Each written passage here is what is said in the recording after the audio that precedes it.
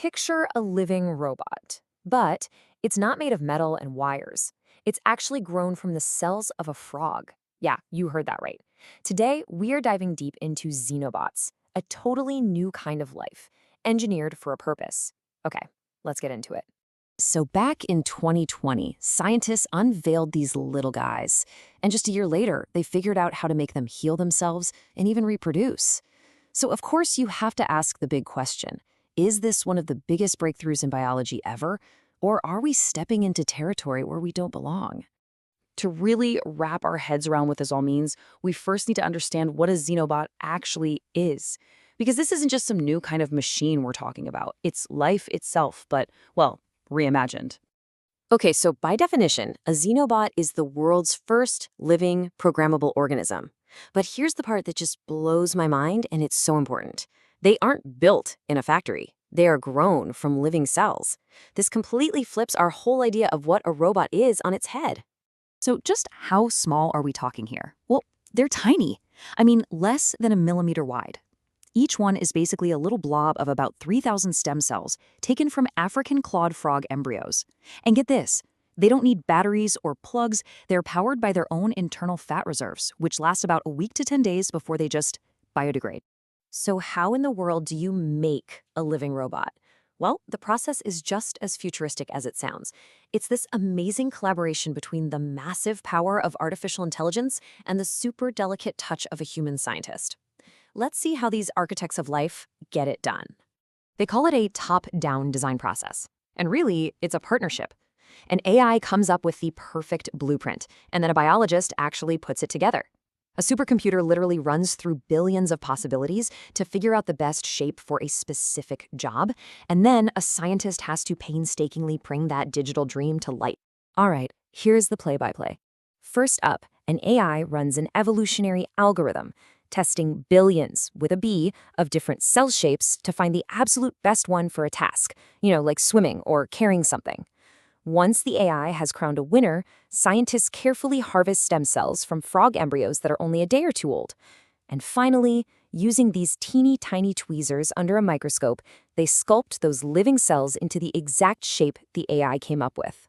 It's incredible. Now, what's so genius about this whole thing is how simple the components are.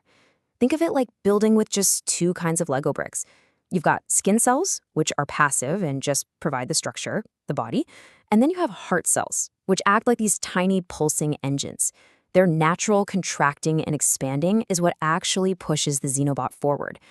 Okay, so we've got this amazing process, this partnership between an AI brain and human hands. But this isn't just a cool science experiment.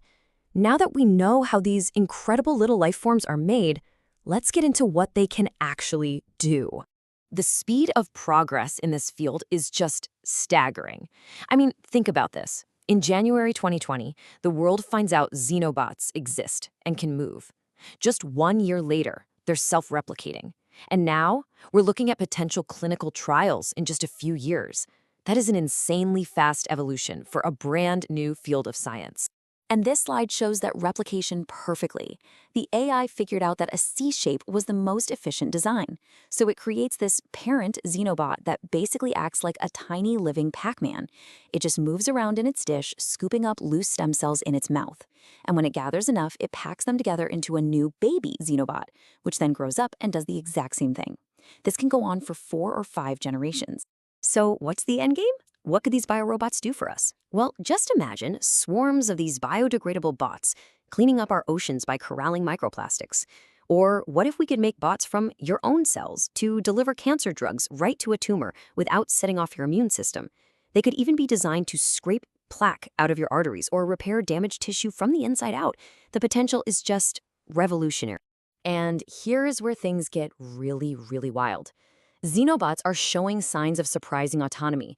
They do things they were never programmed to do, what scientists call emergent behavior. For example, they'll start working together, swarming to push tiny particles into neat little piles. Nobody told them to do that. It tells us something really profound. Maybe intelligence isn't just about having a brain. Maybe it can be a collective property of cells, just figuring things out. Of course, a technology this powerful and this new doesn't come along without raising some really big questions. With every single breakthrough, we're getting closer to a major ethical frontier, and it's one we absolutely need to approach with our eyes wide open. You know, this quote from Michael Levin, one of the lead researchers, just nails it. He says the frog is, quote, stone cold dead, but its cells, when you set them free from their normal job of building a tadpole, can get together and build something completely different. That idea, it fundamentally challenges how we define an organism versus a machine. And that right there is the heart of the debate. On the one hand, the benefits could be world-changing, regenerative medicine, environmental cleanup, even biological computers. But on the other hand, the risks are just as huge. What about runaway replication? What's to stop someone from misusing this as a bioweapon? And what about the consequences we can't even predict? Now, before you start thinking about a sci-fi apocalypse, it's really important to know that the scientists are all over this. They have strict built-in safeguards. These bots can only live in sealed lab dishes, they need a very specific nutrient broth to survive, and they have that really short 1-week lifespan. So for now, the risk of them escaping the lab is basically zero. But the long-term question is still there, right? This is like GMOs on steroids. We're not just editing a gene anymore, we're building completely new life forms with behaviors that have never existed before.